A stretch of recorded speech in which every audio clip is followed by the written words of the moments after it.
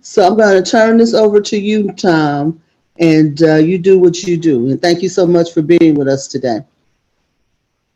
Well, all right then. This this session is being recorded and will be available to Sonia later on to post to her network. And this is the TIFF 101 briefing, and we're going to briefly highlight what the heck TIFFs are and why should you care. And maybe Jonathan can give us our introductions.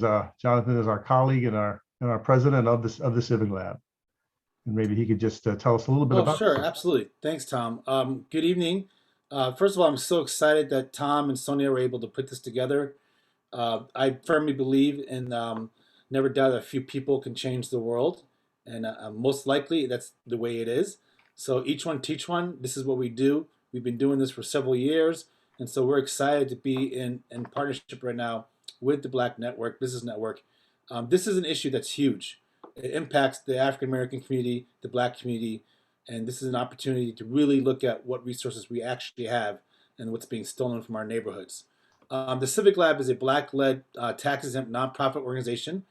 We originate and build tools for civic investigation, sustainable grassroots leadership development, accountability, and collaboration.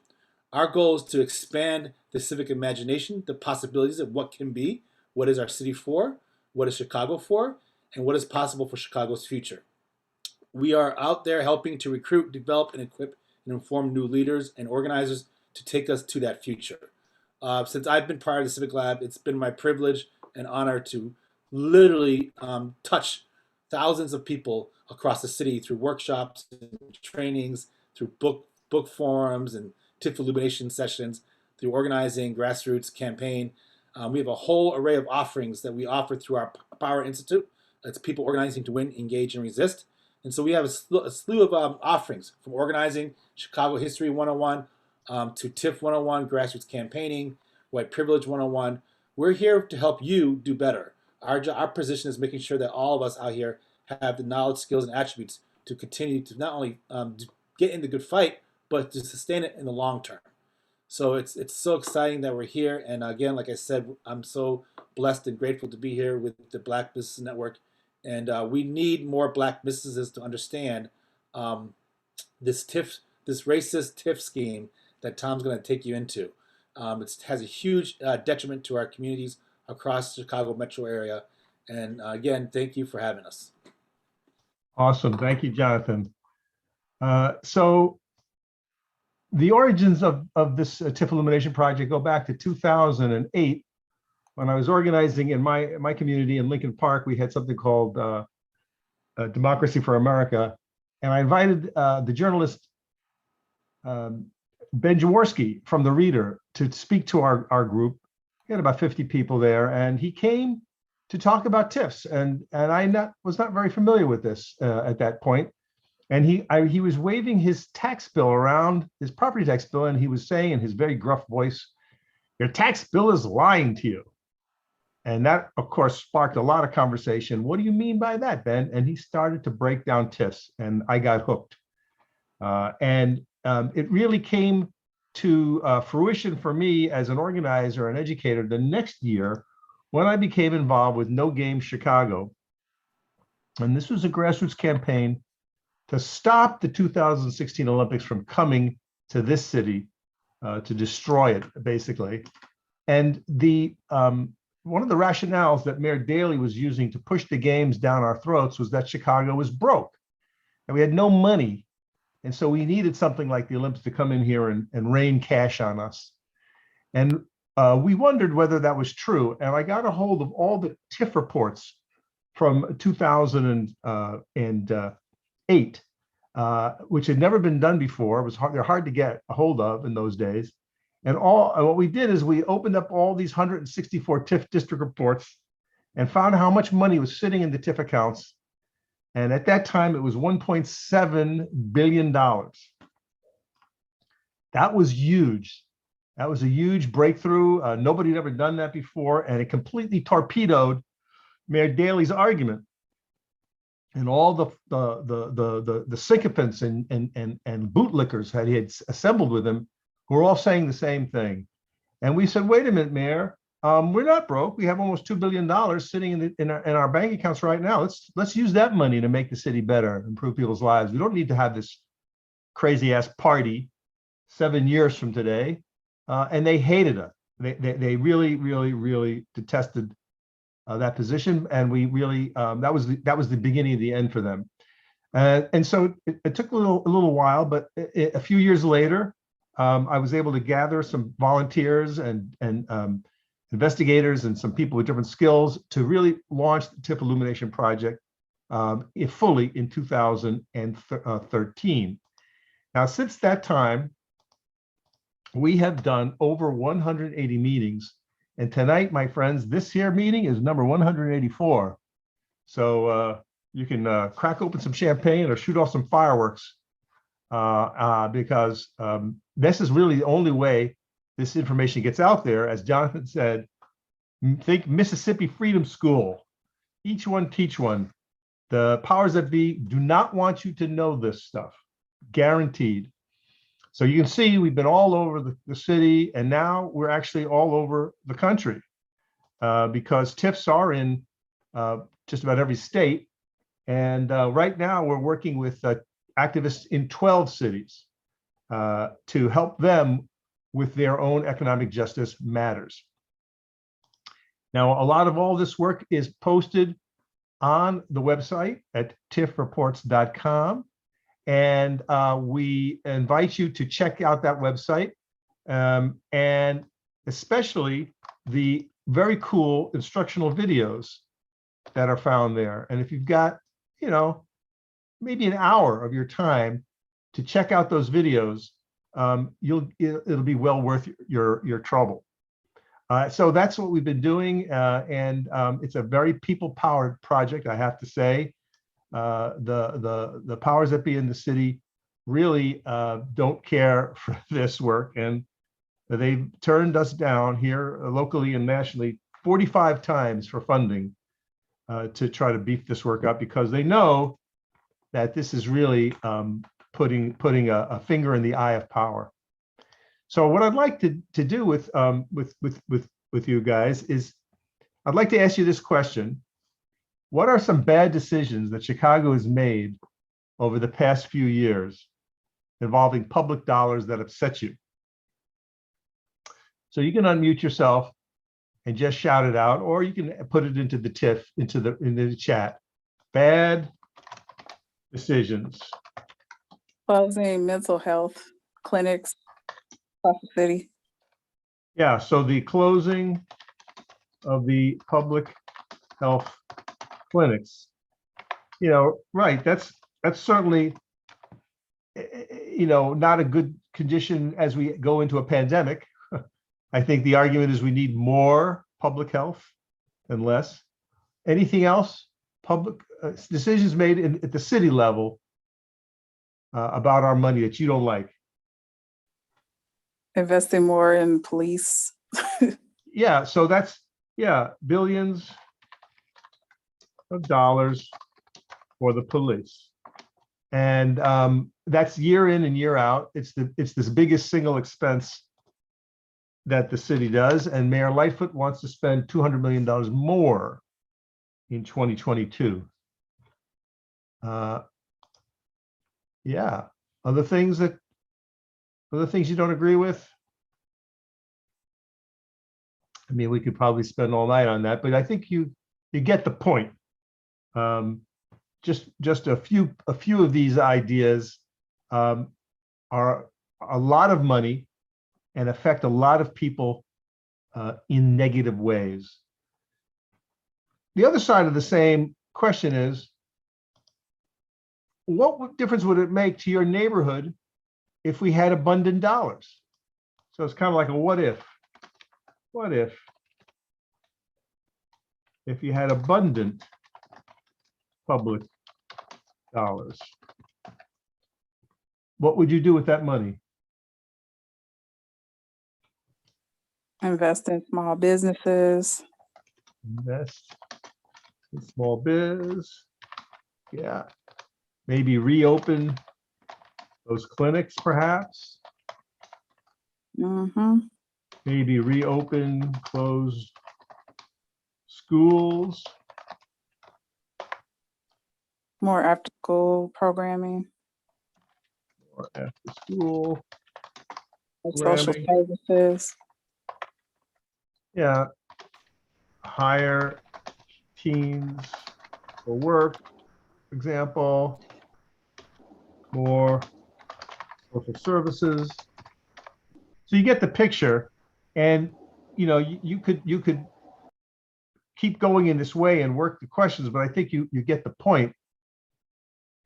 And what you said echoes hundreds and hundreds of people really that we've talked to already who agree with you. They don't like really a lot of these decisions that the city's made, closing the schools. Some people don't like the state of their parks. You know, there was a study that said the parks in the Black communities suffer. They don't get the love and the attention that the parks do on the north side. Some people complain about mass transit. They got to wait too long for the bus to get to work and so forth. Well, what we say here is this is just setting up the discussion of TIFs. So let's talk about TIFs. TIFs stand for tax increment financing, and they are special districts created by the city under state law. So the TIFs of Chicago are unique to themselves, and they don't blend over into Evanston, and they don't blend over into Oak Park. And the TIFs of Oak Park don't blend into Glencoe and so forth. So each city can create its own TIFs and manages them exclusively. And they're usually designated and created to subsidize some project in a so-called blighted area. But we have to know, as seasoned Chicagoans, we have to wonder who blighted who, right? It didn't happen by accident. So if you live in a community of color and things are not looking good in your community, and you wonder, like, how did it get this way? And then you come up into a more prosperous community that it looks great. It looks spanking new. The parks look good, you know, and you're going, well, what's going on? What's happening here? So that's a caveat, but we have to sort of use this I think, frankly, racist terminology because that's what's in the statute. And so there's a little menu of factors in the state statute that basically says if you can prove the presence of 5 out of 13 of these factors, you're blighted. And they include things like excessive vacancies, code violations, and things of that nature. But there's also another test that the law demands, and that's called the but-for test, which means that but for this public money, this infusion of capital, which is a gift, it's not a loan, to the private developer, the project could not happen. So those are two tests. And then once a TIF district is created, it captures the incremental property tax value above the taxes that were being collected at the start of this whole process. So that's what we mean by incremental, the additional. Then here's another really important point. These are your property taxes, right? And this money that is being extracted or removed by the TIF can only be used for hard costs, only for construction. And this to me is a problem because a lot of times the things that we need in our community, it always doesn't come down to building a thing. It often comes down to hiring a human being to do something, you know, like teach, you know, or operate a health clinic or coach, or to operate one of those after-school programs, or to be a librarian. You know, these are things that I think people desperately appreciate and need, but TIFs cannot help you there. And that is very critical. Also, TIF money, by and large, is supposed to be spent where it's collected. And we also, we'll see that that is actually not even true either. All right, so let me spend a few minutes on telling you a little bit more about how this increment thing works. So what you see here is the outline for the Midwest TIF in the 24th Ward, created in the year 2000. And you notice the heavy black line covers a fair amount of territory. And what happens is when the city creates the TIF district, they count up all the properties. So let's say, for the sake of argument, there are 1,000 properties inside this TIF. Okay, then the next thing we want to know, and the county is the source of this information. Well, how much property taxes are all those properties producing? And we're talking about properties that could be a commercial or privately owned. It doesn't include, obviously, the parks because they don't pay property tax. It doesn't include anything owned by the city because they don't pay property tax, or churches because they don't pay property tax either.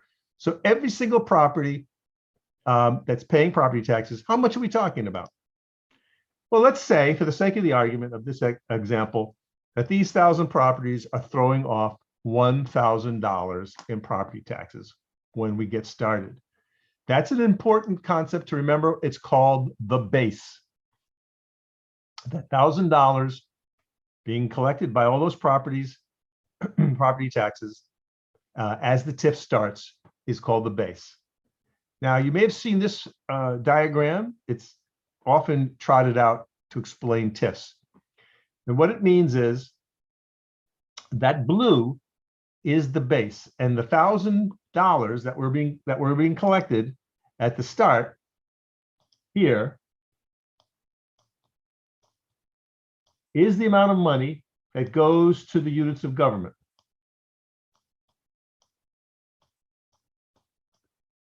So what are the units of government that use property tax dollars? What units of government get your property taxes? What's the single biggest user? The biggest user equals what? Anybody? So if you look at your property tax bill, who's on there? What unit government on property tax bill? Well, you're going to see the city, you're going to see the county, you're going to see the city colleges of Chicago, you're going to see the parks, the libraries, and the number one, the public schools.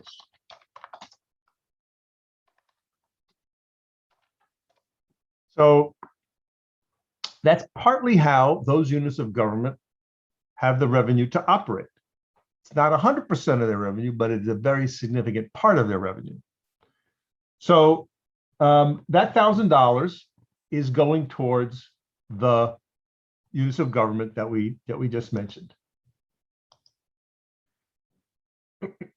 So as I say, this $1,000 of the base goes to units of government. And what you notice here is this is a flat line,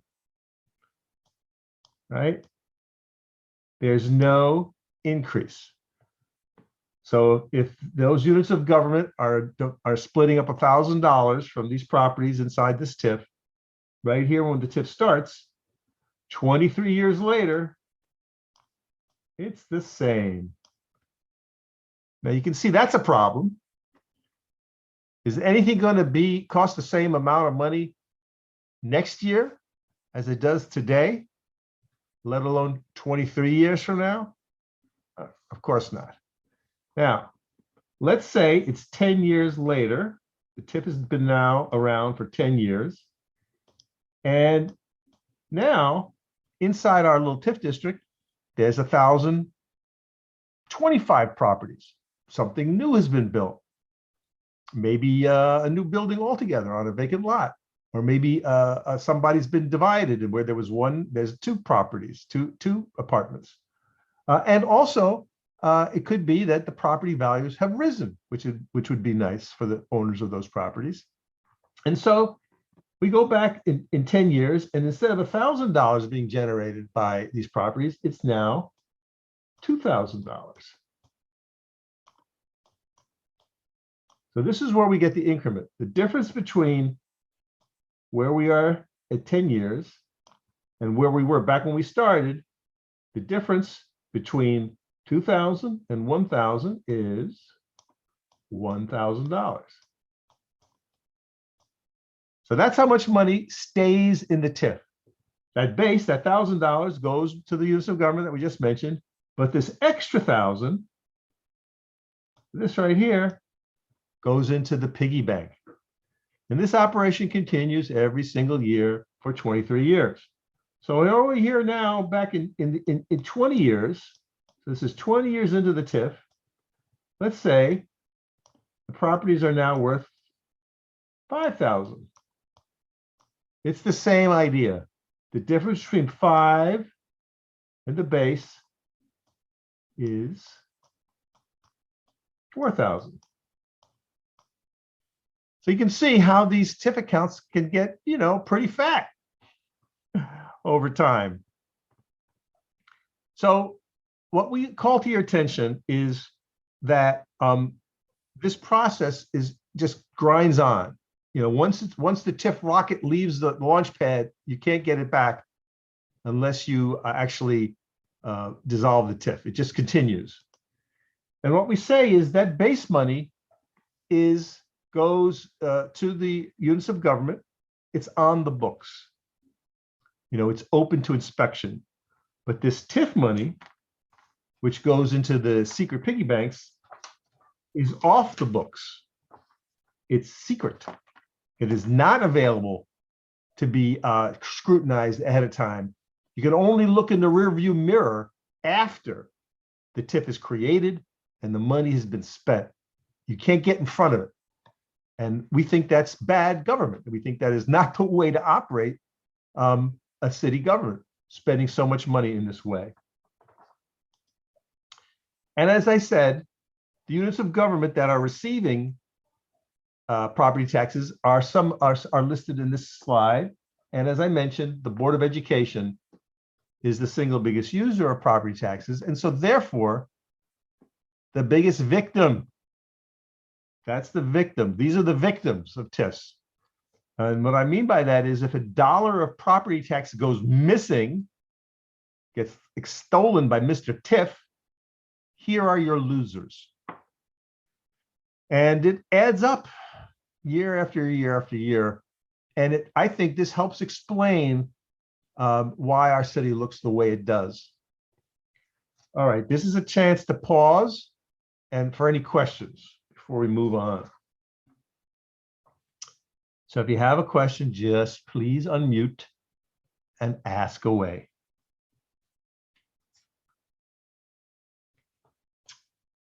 Hearing no questions, we'll move on. You can always put a question in the chat when something comes to you a little later.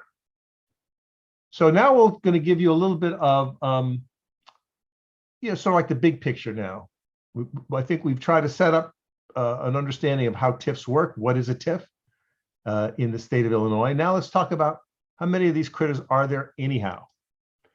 So in 2020, Chicago had 136 TIF districts.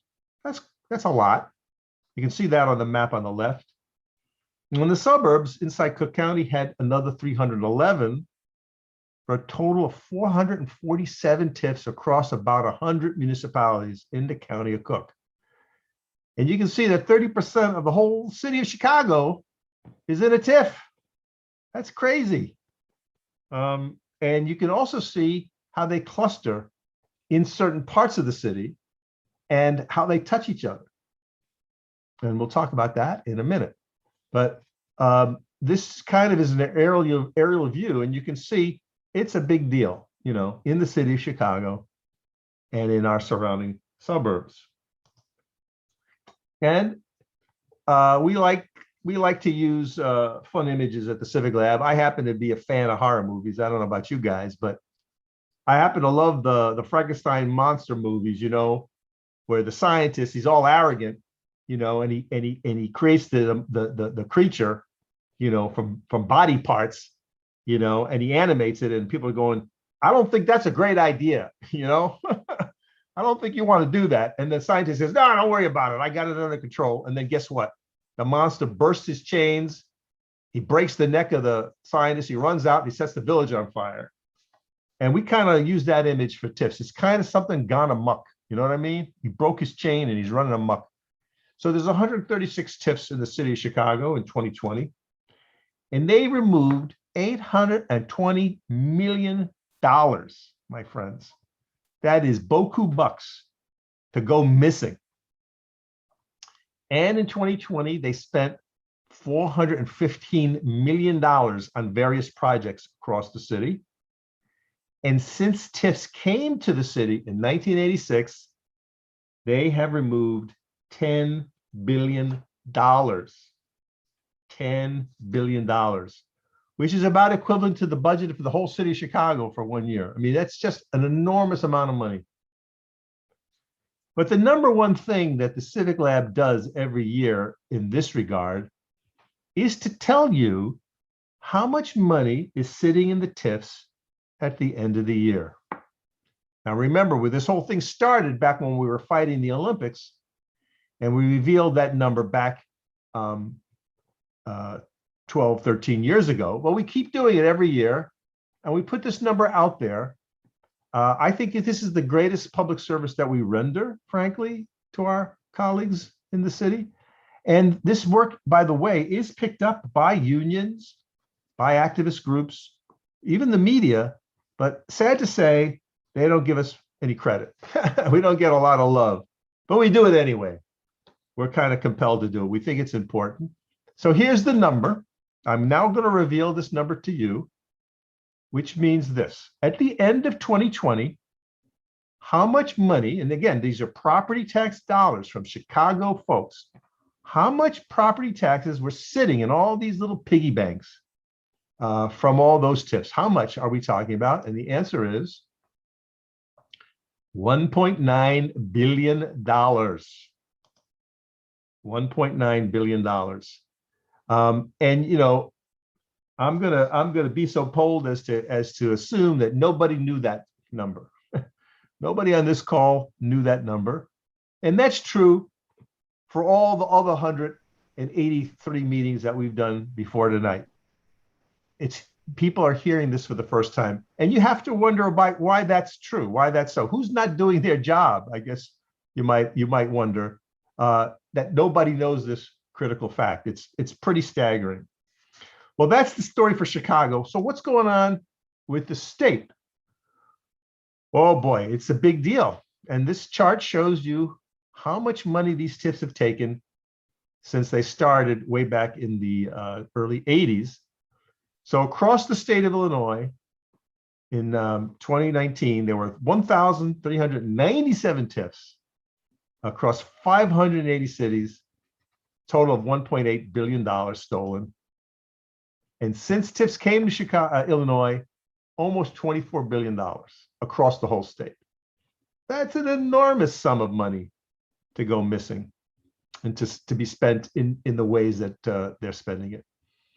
All right, well, if that's the story for Illinois, which is kind of mind-blowing, how bad is it across the whole country? Well, we wish we knew. There is no single place to go for this information, and we're kind of the only guys in the room working on this problem. We don't even have an office, but we figured it out. Nevertheless, we estimate that there are 40,000 TIF districts across 49 states stealing $40 billion each and every year, which makes our school children very sad. You know, especially school children in poorer communities and communities of color, where the schools are so important, not just for the education that they deliver to our children, but because they're hubs of democracy. and stability. A school does a lot, more than just simply educating our children, don't they? Schools are laboratories of democracy. That's where PTAs and other, volunteer groups happen. That's where a lot of people learn really how to lead, as parents and as other volunteers who help the schools. And so when the schools suffer, it's not just a matter of our children suffering, but our whole communities really, really get a body blow. And this is just being hammered on us, especially in communities of color in our city areas as being very, very harmed by this. Well, that's why the Tif Elimination Project has evolved, and now we're calling it the Tif Elimination Project. And we are calling for the TIFs to be abolished. And you may not agree with us. You may have your own analysis, but our conclusion is these things can't be reformed. They really can't be, despite good-meaning people, good people in the communities, our allies, our brothers and our sisters who are working shoulder by shoulder with you to bring jobs and opportunities to our communities, because they think it's the only solution available. They've been told that. People in power have been telling our allies and our faith leaders that TIFs are invaluable, but we don't agree, and we think they should go. And so I put the link in the chat, and we invite you to go to that website and examine our arguments. Okay, we are almost coming to our conclusion here. And so, are there any comments right now or any questions? This is Sonia Purdue. I do have a comment, Tom, and thank you for everything.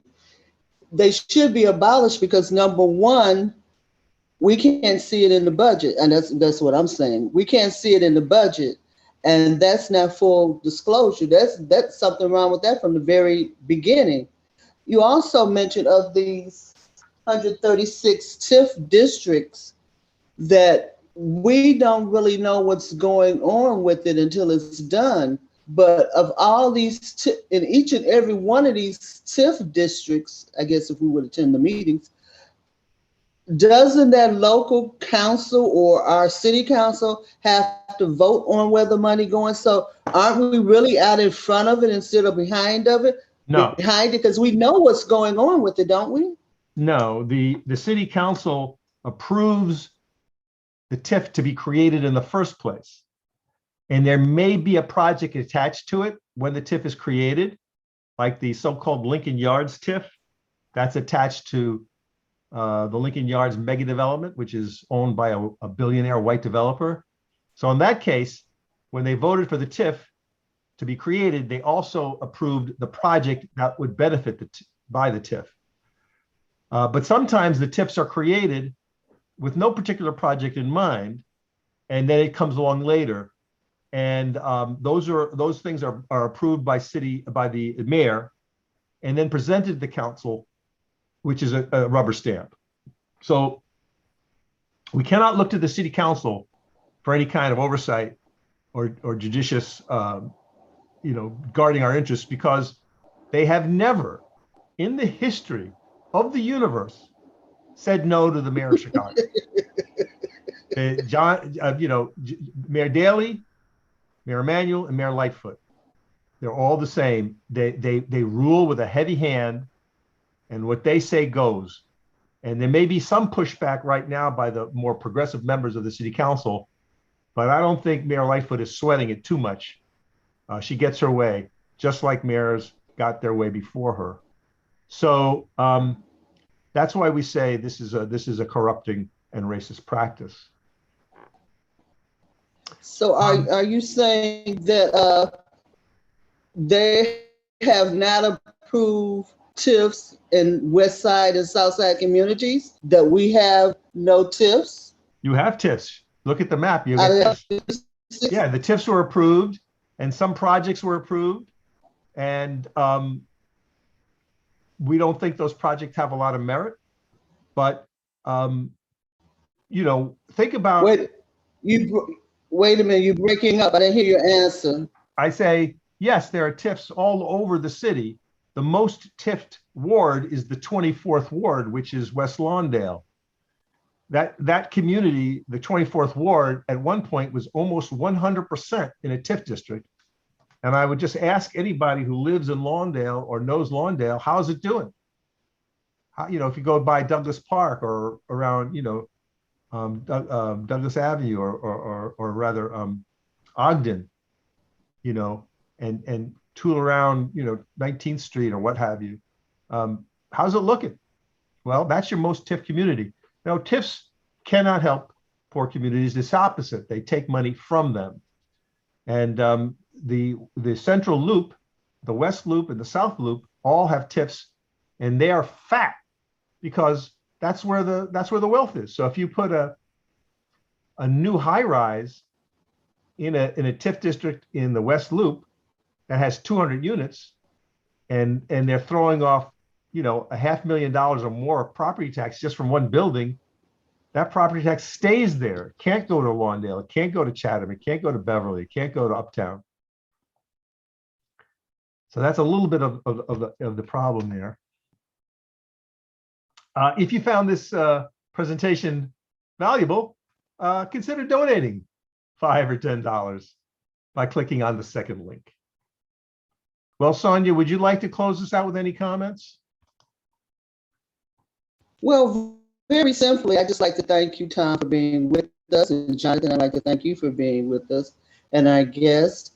And you will find this in Chicago's Black Business Network in our group. We're going to edit it and maybe redo my introduction. We're going to edit it a little bit and present it over and over again so that the information will be there for people who have an interest in seeing it.